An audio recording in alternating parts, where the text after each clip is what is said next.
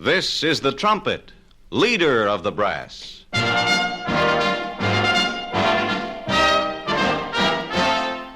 Sometimes it reminds you of a circus parade. And sometimes it can sound like a military salute. But sometimes it can be played softly and sweetly when it is muted. And a choir of trumpets sounds like this when they play with the orchestra.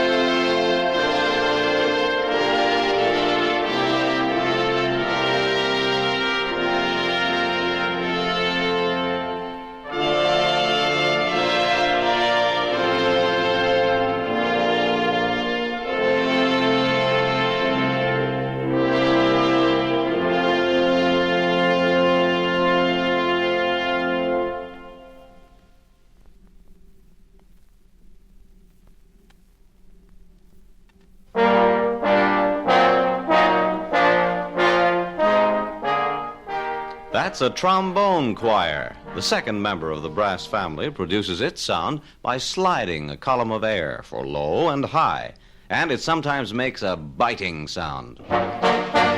Sometimes it can growl. But when the trombones are played together, they're very full-toned and they sound royal, commanding. Composers often use the trombones for important sounds. Listen to this trombone selection.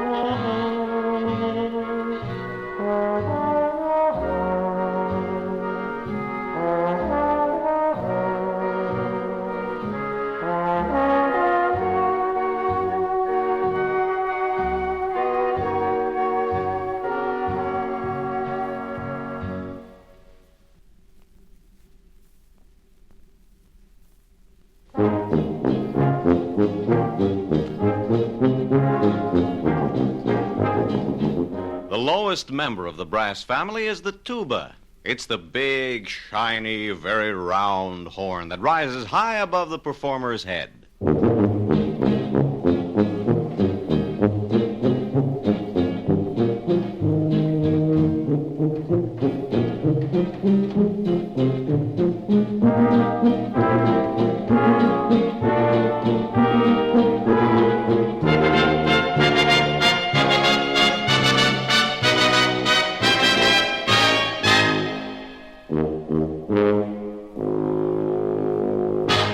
Because it can produce such deep, round, low notes, it supports the rest of the orchestra, much as the bass violin does. And you rarely hear it perform alone, but when it does play alone, it can be very beautiful.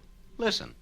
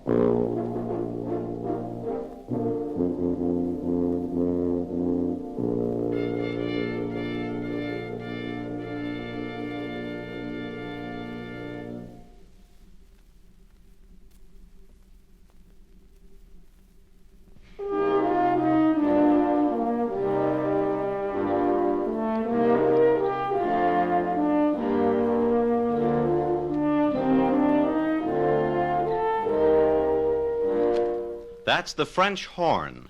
It sounds a little sad, doesn't it? Originally, it was a hunting horn, and it looks like a small curved tuba.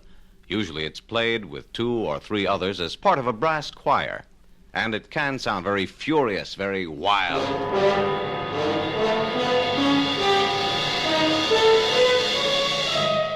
But most of the time, the French horn sounds forlorn, a trifle lonely. Listen now to a section of 3 French horns.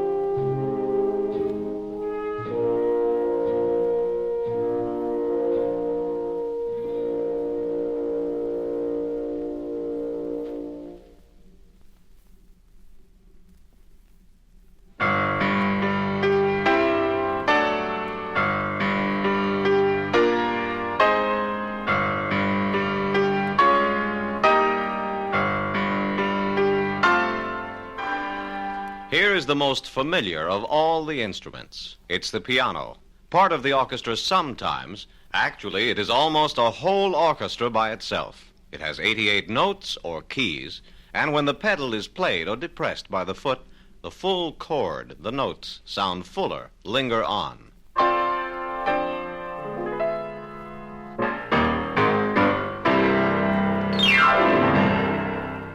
Many solo musical compositions have been written for the piano. Here is one famous one written by Frédéric Chopin.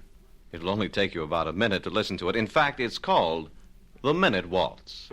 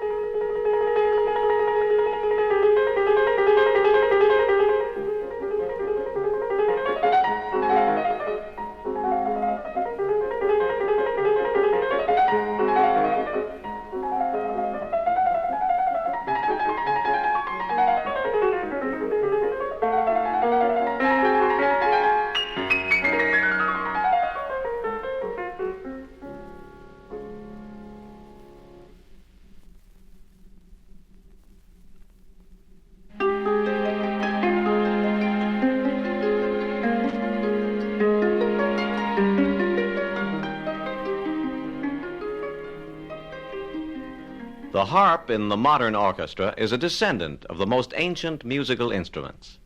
It's seen in the back of the orchestra, and the beautiful sounds are produced by the fingers plucking at the strings from both sides.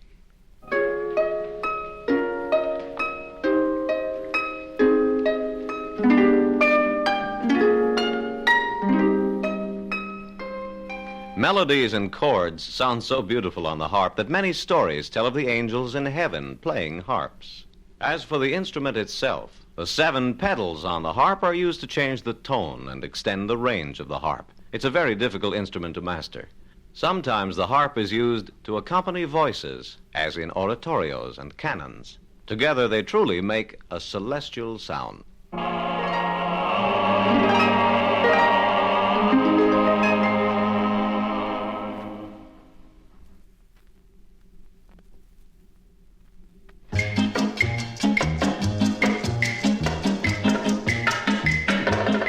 The percussion instruments are the rhythm beaters for the other instruments in the orchestra. You all know the drums used by marching bands, the bass and snare. In the orchestra, they are accompanied by the kettle drums, or timpani, which look like 2 big kettles and are constantly being adjusted by the timpanist to make different sounds. In the back of the orchestra, the percussion players form a little group, and some of them play several of the percussions. This is the snare drum. This is the bass drum. Here is the bongo.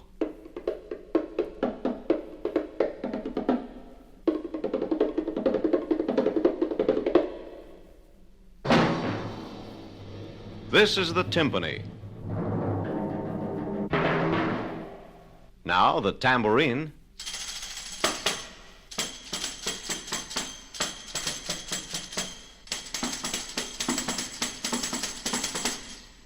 Here is the xylophone. Let's hear those cymbals.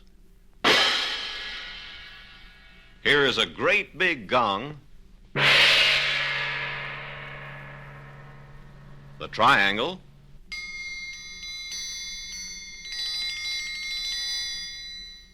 Here are the wood blocks. The bells. And the chimes.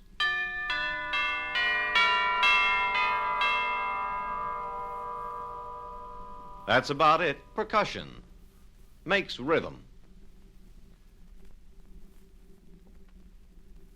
The saxophone is really a newcomer to the orchestra. Very few serious composers ever use it, and it's only rarely that you see it in the symphony hall.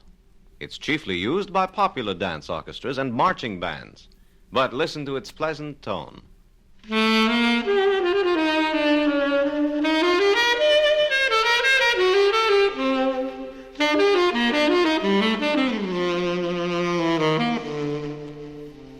Something like the sound of a deep clarinet, and yet fuller, isn't it? Just listen to the many styles the saxophone has.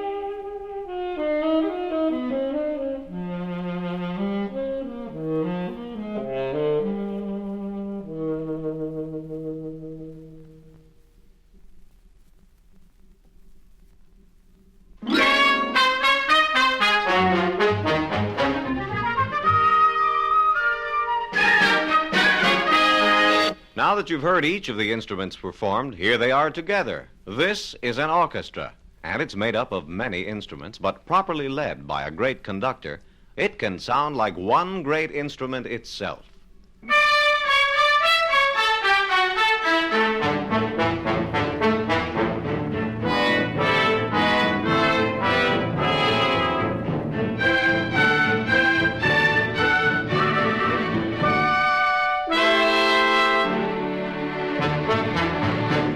Given a simple melody or a theme by a composer, the orchestra can play it in different keys, different rhythms, tempos, styles. It can change the melody around in what are called variations. And even within these variations, different instruments play the melody at different times, and sometimes together. Hundreds, literally hundreds of different sounds are possible.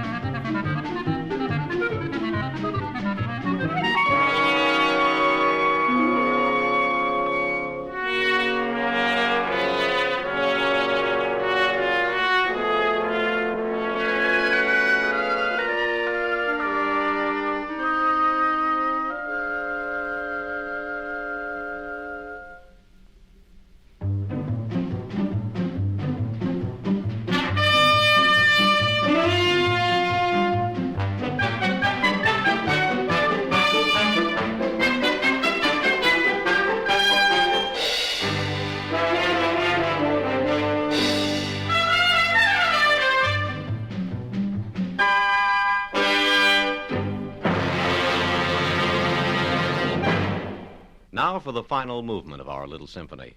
The tempo is rubato at the beginning. All the instruments join the brass, and the changes in the melody and the instruments playing it come very fast. See if you can follow it. Test yourself. Write down the names of the instruments you hear. The answers and the correct order are printed in the brochure which accompanies this record. Happy listening.